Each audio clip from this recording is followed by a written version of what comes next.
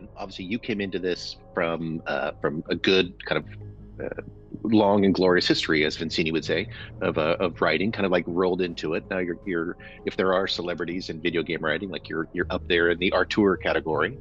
Um, and then we asked, what do you think of this crazy world where it's like Noah's Ark meets Blade Runner in space? And you're like, this will be fun. So, for folks who don't know, the world here in the story is sort of a film noir, kind of near future, steampunk sort of thing. So we've got our own space where it's just kind of a mix of kind of a high tech, but it's just weird tech. So you get that steampunk vibe, kind of dystopian world where life is cheap and kind of everyone's afraid. Like violence is kind of normal, exploitation is pretty normal. There's kind of a twist little thing. But of course, we meet our heroine, Verity Lux, who's just, that typical heart of gold kind of a thing. So I'm curious, like, kind of what was your feedback, or your insight into the world, kind of the world of Verity Lux? And obviously, you brought very much content to it and nuance. So talk to me about that. Yeah, it was really, really fun to write in a world that someone else created. Like I had not done that before. Like in our other projects in Area Man Lives, like it's a huge story game, but it was all kind of my invention. And so it was totally different experience to walk into someone else's world where they'd done a lot of world building and they'd really thought about like, what is the nature of this world? What is the nature of the people in it? What kinds of stories will be told in this world?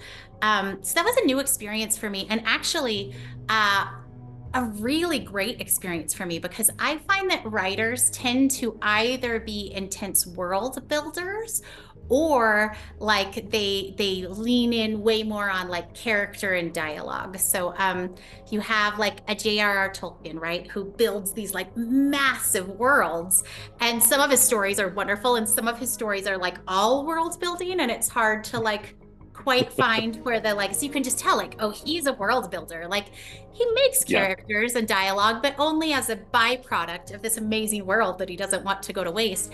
And then other people, I tend to like love to read literary fiction, which I think is a situation where sometimes there's very little world building. People have done very little like architecting of like plot points and like interesting twists and what will happen next and what are the unique conditions. And they just kind of start writing like slice of life. What is the human condition? What do we feel Yeah. and think? And that tends to be a genre I really enjoy in like books, but I'm definitely more of a character and dialogue person. And I think you, Chris, are way more of a world builder. But it was I so think so. fun to step into someone's world that's fully fleshed out. Because for me, fleshing out a world is kind of intimidating. I like to just write and things happen, and then someone will say, why and what and how? And I'm like, oh, I don't know. I'm just writing, and like I'll figure that out later and then tie it together. Totally a different experience to walk into a world where all the why and how is really established. And then it's just really fun to take a world like that and say, okay, so in this world, if someone felt like something someone did was unfair, would the response be different? Oh, it would, because that's more common in this world. In Yeah. this world, if someone is cheating people and taking advantage of them, do we respond because of the nature of the injustice, or just because it's an interesting person doing it, right? And so it took, I think, within a really well constructed world, you can take common stories and explore them in a new way. And so that was just really, really fun for me.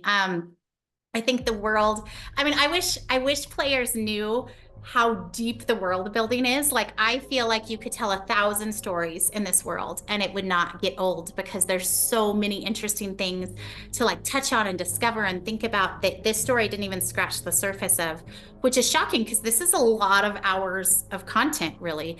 Yeah. And so, yeah. Years ago, and this has been like something I've always been excited about. There's a book called Thieves' World, and it was an anthology of short stories where a guy had basically built this world. In this case, it was fantasy, kind of dark fantasy world, and then he invited all these authors to write short stories in it. And this series went on for, I don't know, decades. But it was one of the most interesting things because you always got this different angle on kind of like the politics and the environment, and I think the rules for the authors, they also have their own voices. Like, so this one writes just differently than the other one does, and you're allowed to use other people's characters. You just can't kill them.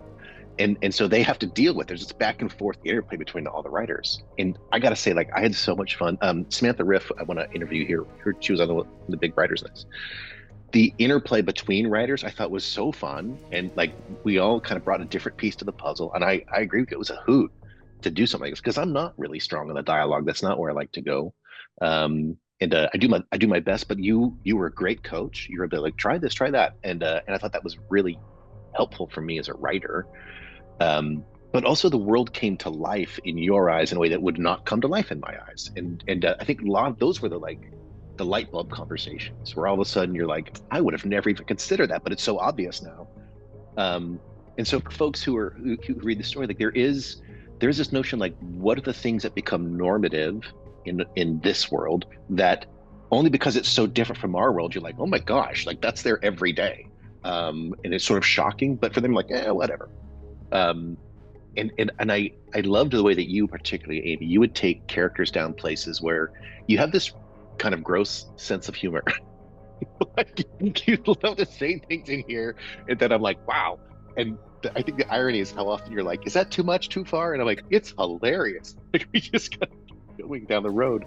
And for a story that's kind of a dark background, you made it funny in so many places, and I had that from people too. It's a dark comedy. That's overstating it. I don't think it's a comedy, but there's so much great comic bits to it, which is another part I think of your story that folks may not know. If you think Dragon Cancer, like it's really really heavy, but if they haven't seen Airy Man Lives, like it's like the noodles commercial is one of my favorite things in the whole thing. Talk to me about comedy, talk about dark comedy and kind of your experience there, if you will. Sure. I mean, I think comedy has always come really naturally to me, and that was an interesting thing as we were making that Dragon Cancer. That was our life. But when something is your lived experience, like you can't live in one note for years and years and years. Like you can Yeah, go through tragedy, but you're still going to have moments of levity and joy and humor. And it was something that I think people didn't always realize that like our team was really funny.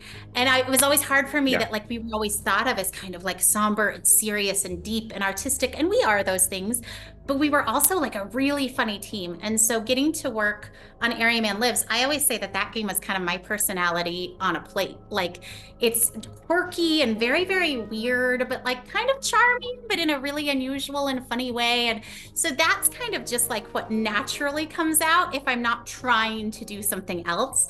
And so I think, that story kind of takes that to extremes. And that was just a really fun experience. We got to take it to the Cannes Film Festival and to the Venice Film Festival. This story, I think, is a fascinating mix of both, where the tone of the story is naturally darker and a little more sinister and mysterious. But because I'm the one writing it, like there's just going to be some like really kind of twisted, weird bits of humor that yeah. emerge out of it. And so I think, I don't know, those are usually my favorite to read and enjoy, something where the whole time you're like watching it or reading it, you're like, I'm not sure what this is. Is it it's not a comedy. Is it like a drama? Maybe. Like where you're like there's just it feels like life Yeah. because it's all mixed together. And I would say, like, as this segment we're talking about world building, that section, like you added a bit of humor to, I think, what we're going to see probably in all the stories, just because it sets a tone that is like, what do people come to expect from this world? And that includes some sass. It includes, some irreverence. It gets this backdrop of like a pretty rowdy thing. So like very like that was just the unexpected serendipity, I think, of working with you in this world. So I can't wait to see. And like you said, I think there's 1,000 stories we can tell. Lord willing, we will.